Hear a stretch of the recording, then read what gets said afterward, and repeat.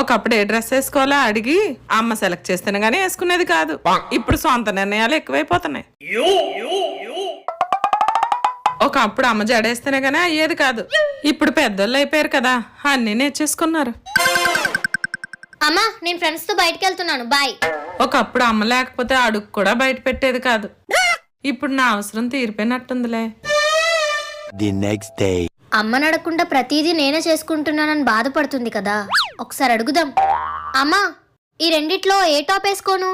గాడిదలాగా ఎదిగావు, ఏ dress వేసుకోవాలో కూడా అమ్మే చెప్పాలా? అమ్మా నాకు కొంచెం జడేవా? దేవుడు నాకు 10 కాళ్ళు 10 చేతులు ఇచ్చాడు, మరి ఇంట్లో పనులే కాకుండా నీకెంత పనులు కూడా నేను చేస్తాను. అమ్మ నేను బయటకు వెళ్తున్నాను, నాతో పాటు నువ్వు కూడా రా. అన్ని వేళ అమ్మ వెనక ఉండాలంటే అవుతుందేంటి? స్వతంత్రంగా వెళ్ళడం నేర్చుకో. ఆయన నాకు సీరియల్ టైం అవుతుంది. అమ్మను మించి దైవం ఉన్నదా?